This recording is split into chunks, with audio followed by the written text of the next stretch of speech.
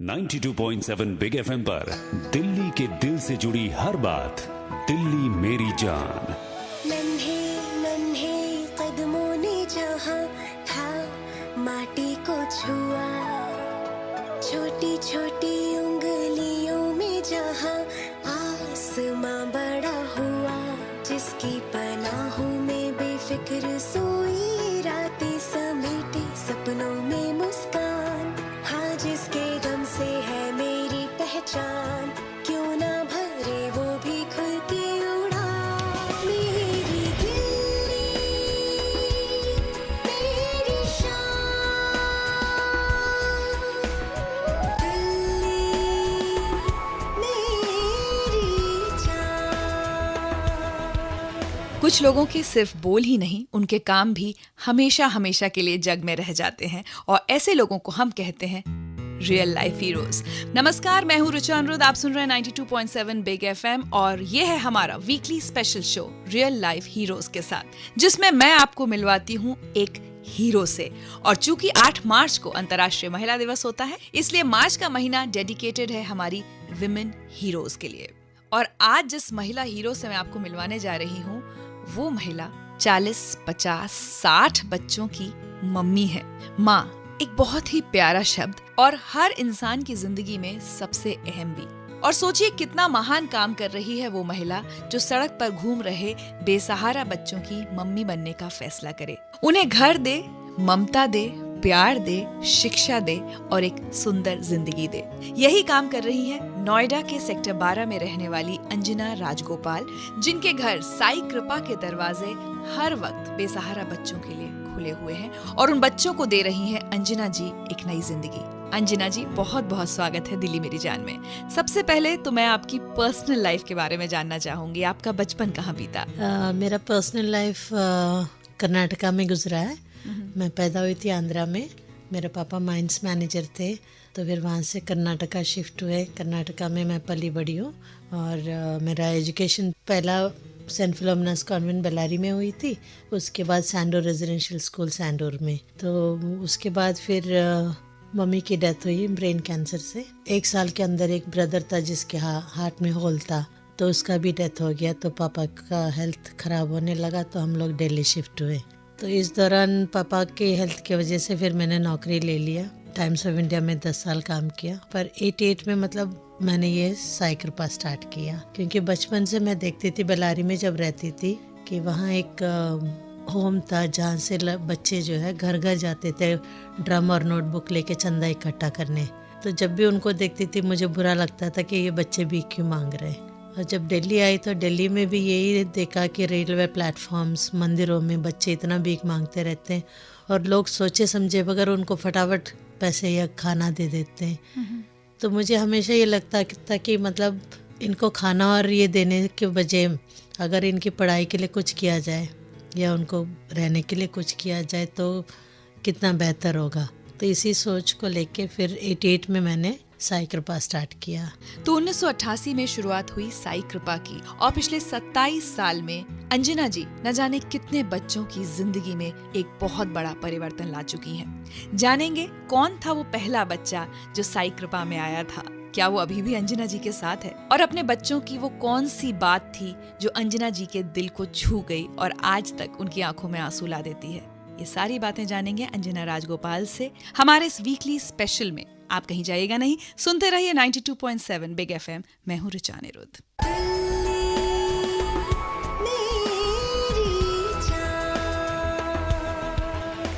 नमस्कार, आप सुन रहे हैं 92.7 बिग एफएम। मैं हूँ रुचा अनुरुद्ध और ये है हमारा weekly special show real life heroes के साथ। और आज की हमारी हीरो हैं अंजना राजगोपाल। अंजना जी का नोएडा के सेक्टर 12 में एक घर है जिसका नाम है साई कृपा और वाकई शायद इस घर पर साई की कृपा बरस रही है। 1988 से लेकर अब तक 27 साल में अंजना जी के घर में न जाने कितने अनाथ बेसहारा बच्चों को नई जिंदगी मिली है। अंजना जी, ये बताइए कि 1988 में शुरुआत कैसे हुई साई कृपा की? साई कृपा का जो मैंने कई लोगों से बात किया पर कोई मेरे साथ नहीं दिया, पर एक सहेली थी पेट्रियट में अरुणा सवाली जी के साथ, तो उसने बोला कोई बात नहीं, मैं तुम्हारे साथ हूँ, चलो हम दोनों मिलकर करते हैं। तो हम दोनों ने फिर सारे लोगों से बात किया, रजिस्ट्रेशन कैसे किया जाता है। तो इसमें मेरा साथ दिया प्रधान नाम के एक NGO ने जो रूरल डेवलपमेंट में काम करते हैं। उन्होंने मुझे फेलोशिप दिया 3 मंथ्स का और मुझे बॉम्बे, बैंगलोर, मद्रास हर जगह भेजा स्टडी करने के लिए, होम स्टडी करने के लिए। उन्होंने बोला पहले तुम स्टडी करके आओ, उसके बाद अगर तुम फिर भी अपने इरादों में पक्का है तो हम तुम्हें रजिस्ट्रेशन करवाने की हेल्प करते हैं। तो 3 महीने बाद मैंने 20 दिन अंतर भारतीय बालग्राम लोनावला में भी स्पेंड किया बच्चों के साथ। फिर आके मैंने बोला मुझे करना ही है। फिर उन्होंने मुझे मतलब सारा गाइडेंस दिया कि कैसे रजिस्ट्रेशन किया जाता है सोसाइटी का। तो कई लोगों से बात किया, धीरे धीरे लोग मेरे साथ जुड़े, फिर रजिस्ट्रेशन किया। पर उसके बाद भी मतलब सब तारीफ तो करते थे, कोई हेल्प करने के लिए आगे नहीं आते थे। फिर एक दिन मैं टाइम्स ऑफ इंडिया जा रही थी ऑफिस, तो प्यारेलाल भवन के सामने एक 9-10 साल का लड़का जो मेंटली और फिजिकली हैंडीकैप था, कोई मार रहा था। रीटा को फ़ोन किया, मेरी फ्रेंड जो साथ देने के लिए वादा किया था। मैंने कहा चल जाके बात करते हैं, कोई मार रहा है एक बच्चे को। तो फिर हम दोनों गए, ढूंढा तो बच्चा गायब हो गया था तब तक। फिर दुकान वालों ने बोला नहीं वो यहीं रहता है। तो उन्होंने बोला कल आप दोबारा आ जाना, शायद वो लड़का मिलेगा आपको।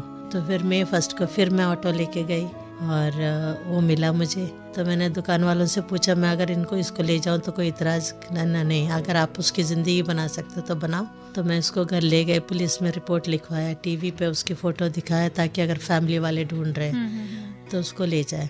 पर कोई नहीं आया। फिर उसको एनेबलिंग सेंटर में दाखिला करवाया। तो ये जो बच्चा सबसे पहले आपके आया था, ये अब कहाँ है? ये अभी भी मेरे पास है, क्योंकि ना वो बोल सकता ना सुन सकता है। पर वो इतनी समझदार है कि अपनी बातें वो समझा देता, एक्सप्रेस कर लेता और लोगों की बातें भी समझ लेता है। वो माता भगवंती चड्डा निकेतन एक स्कूल है सेक्टर 132 में, वहाँ भी वोकेशनल टीम का टीम लीडर है। तो उसको स्टाइपेंड मिलता है 2000 रुपीज़ पर मंथ, पर रहता मेरे पास ही है। अंजना जी, आपको देखकर मैं समझ पा रही हूँ कि कितना प्यारा खूबसूरत सा एक रिश्ता आपने अपने हर बच्चे के साथ जोड़ा हुआ है। 60 बच्चों की मम्मी अंजना राजगोपाल से ये बातचीत जारी रहेगी। बस कुछ ही देर में आप सुनते रहिए हमारा ये weekly special real life heroes के साथ, सिर्फ 92.7 बिग FM पर। मैं हूँ ऋचा अनिरुद्ध।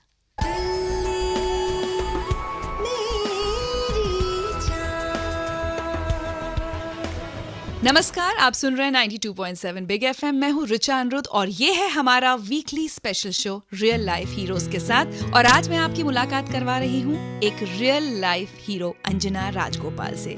अंजना जी नोएडा के सेक्टर 12 में रहती हैं और इनका जो घर है साई कृपा, वो बहुत सारे बेसहारा अनाथ बच्चों का घर है। और आज की तारीख में अंजना जी करीब 60 बच्चों के लिए मम्मी हैं। अंजना जी, इतने सारे बच्चों को पालना पोसना, उनका खाना, कपड़े, पढ़ाई, कैसे 27 साल तक आपने सारा खर्चा उठाया है? 3 साल तक मैं अपनी सैलरी से काम चलाती थी और जो हमारे बोर्ड पे जो 10-11 मेंबर्स बने थे वो 100 रुपये हर महीने देते थे।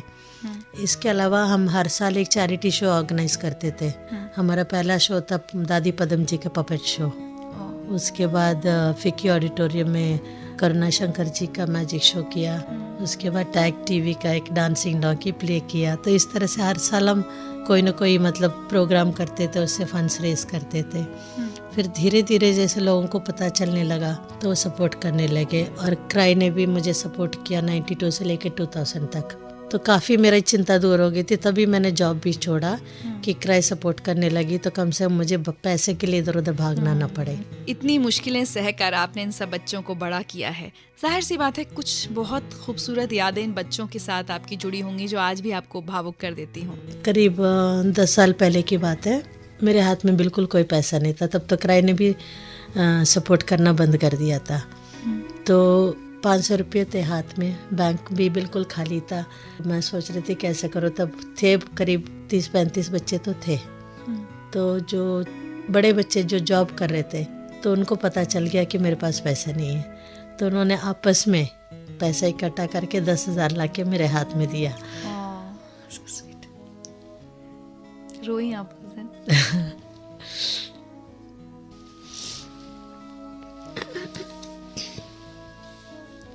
अभी भी जो बच्चे जॉब करते हैं वो हर महीने 500 रुपये अपना डोनेशन देते, कोई 1000 देता है। तो इस तरह से बच्चे अभी भी सपोर्ट करते हैं।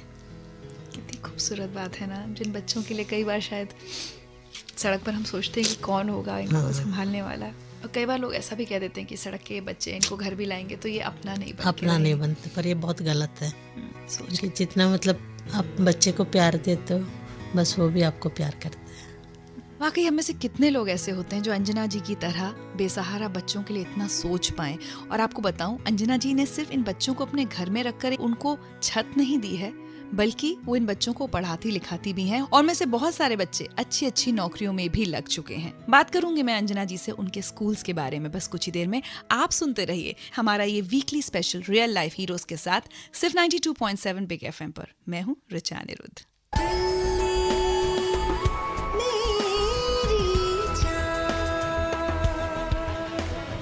हमारे समाज में, हमारे आसपास कुछ ऐसे लोग होते हैं जो खुद की परवाह किए बगैर दूसरों के लिए कुछ ऐसा कर जाते हैं कि वो हमारे लिए बन जाते हैं रियल लाइफ हीरो, और हमारा मन करता है कि उन्हें सलाम करें। नमस्कार, मैं हूँ ऋचा अनिरुद्ध और आप सुन रहे हैं 92.7 बिग एफएम। और आज इस खास शो में मेरे साथ हैं हमारी आज की हीरो अंजना राजगोपाल, जो कि नोएडा में रहती हैं, और साई कृपा नाम का इनका जो घर है वहाँ पर अनाथ बेसहारा बच्चों को न सिर्फ रखा जाता है बल्कि उनको पढ़ाया जाता है, उनकी नौकरियां लगवाई जाती हैं और उनकी जिंदगी बदल दी जाती है। अंजना जी, ये बताइए, आप साई कृपा के अलावा आप स्कूल्स भी चलाती हैं जहाँ पर गरीब बच्चे आकर पढ़ सकें, उसके बारे में बताइए।